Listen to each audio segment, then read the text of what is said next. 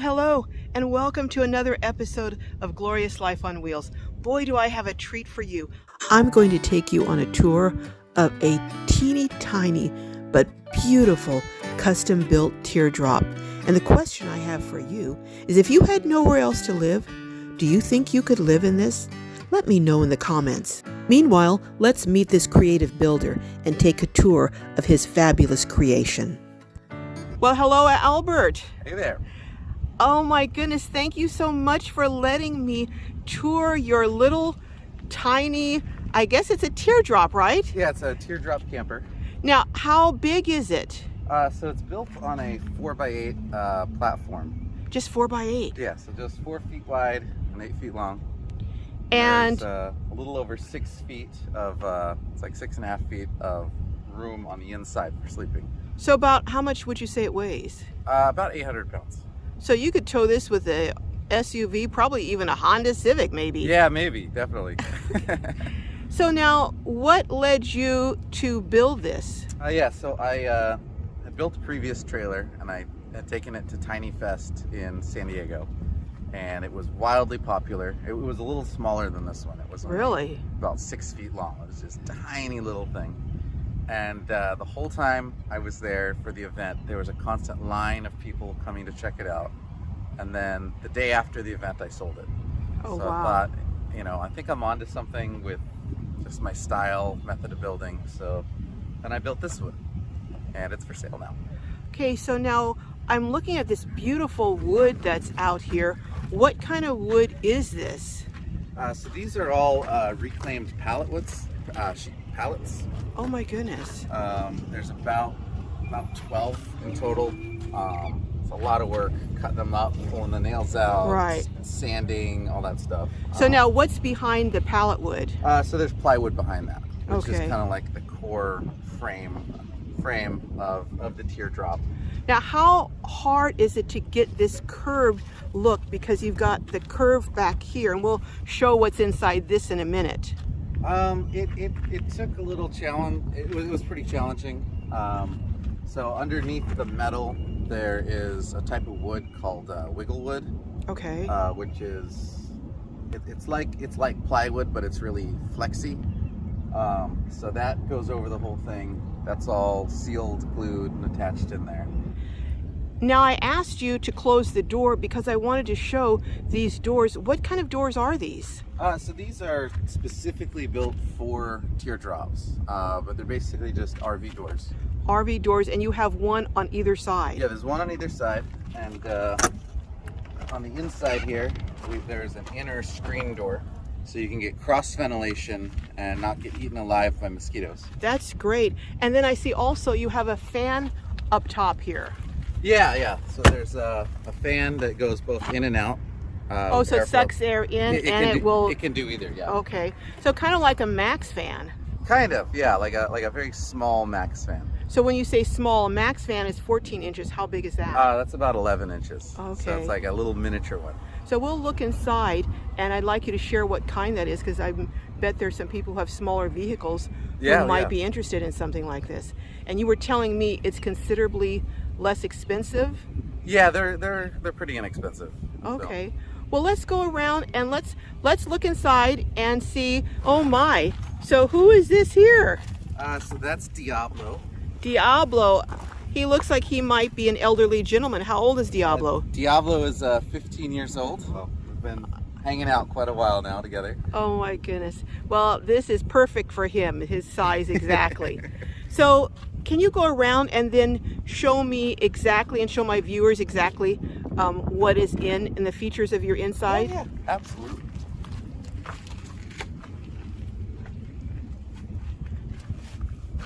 All right, so we have a fan up here that can bring air in or out. Now, what's the name of that? So the brand is a TYT XRV. Okay, TYT XRV. Okay.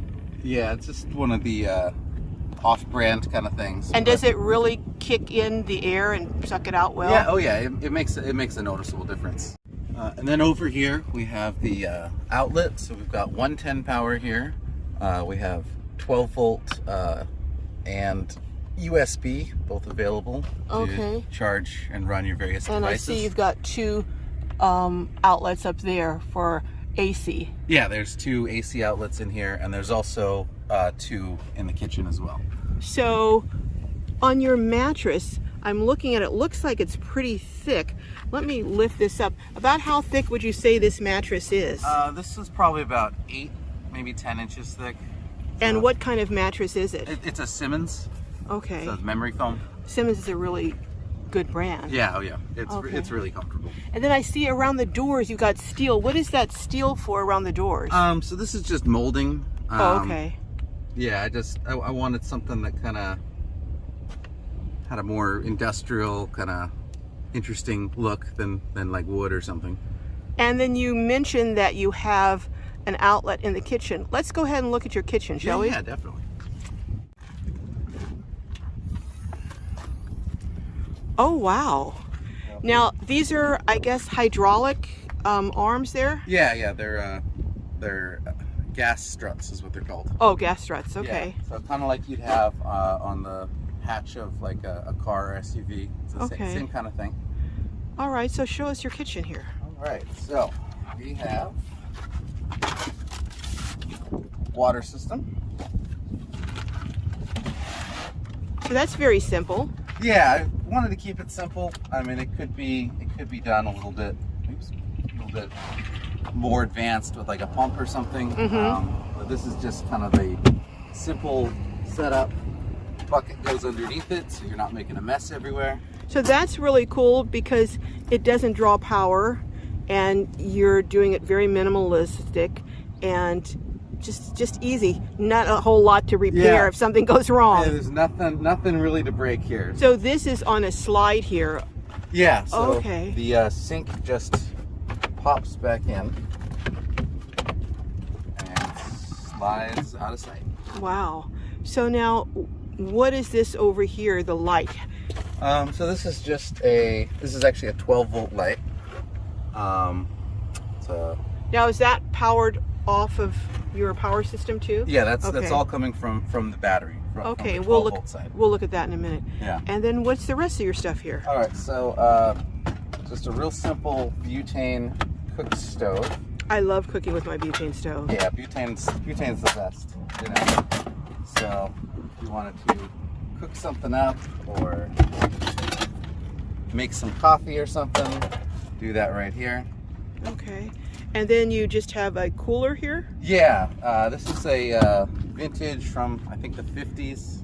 It's a cool, funky little cooler. It is, it really is. But I could put a 12-volt fridge in up to a certain size. I'm not 100% sure what size, but it's all wired and ready for work. Okay. I'm just looking over at your water here, and you actually could easily put a USB pump in that if you wanted. Oh, absolutely. You know, so you wouldn't take a lot of power on that either. Yeah, exactly. And then I'm looking over here. I'm loving your cute little tiny miniature little kitchen utensils and cutting board. Thank you. You gotta have all the utensils, you know. So let's look and see what powers all this, okay? Yeah, come on over.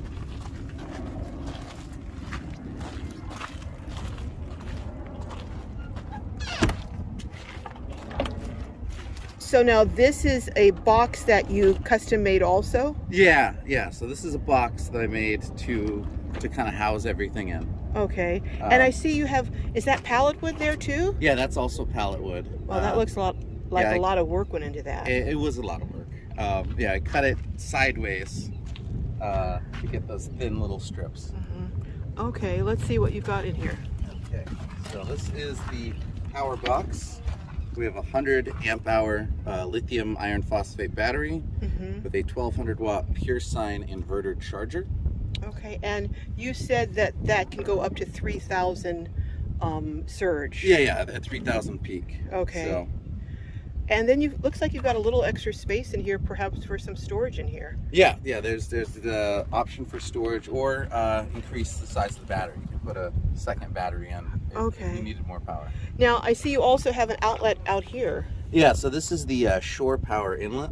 Oh, you have shore power. Yeah, so Oh, you wow. plug this in, it'll run all the AC on whatever you plug into, and it'll charge the battery too. Now, is it 30 amp? This is like 15. 15 amp, Yeah. okay. All right.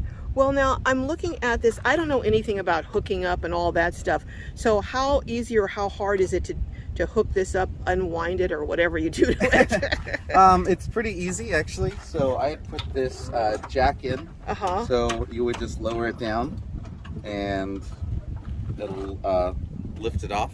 Oh, okay. So it's pretty easy.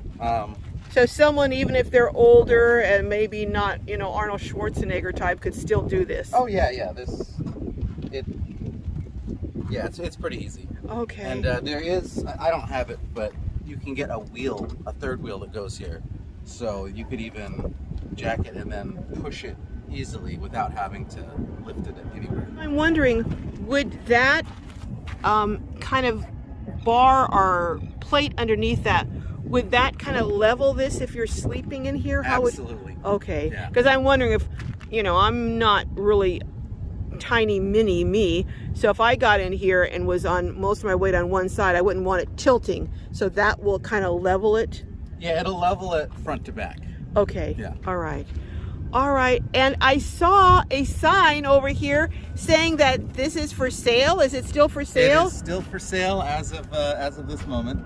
Okay, well, you know what? I'm going to include all the information on this beautiful teardrop that's handcrafted in the description for this video. And if anyone's interested in buying it, you'll be able to contact Albert and get your new little teeny house on wheels. I can also build them custom to order for anyone who's looking for a teardrop or anything else. I build vans as well.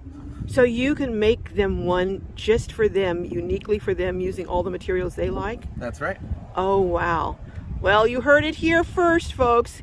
You better hurry up and get with Albert if you want one built, because I think after this he's going to be pretty busy. But you also live in a bus. I do, yeah. That you built out. That's right. And you know what? Later on in this week, I'm going to do a tour or post a tour of that bust so you guys can see some more of Albert's work. Albert, thank you, you and Diablo, for agreeing to this. We are near where the airport is, so we've got a lot of stopping and starting with airplane noise, but we got through it. Woo! All right, I'll see you down the road, Albert. All right, thank you again. Bye-bye.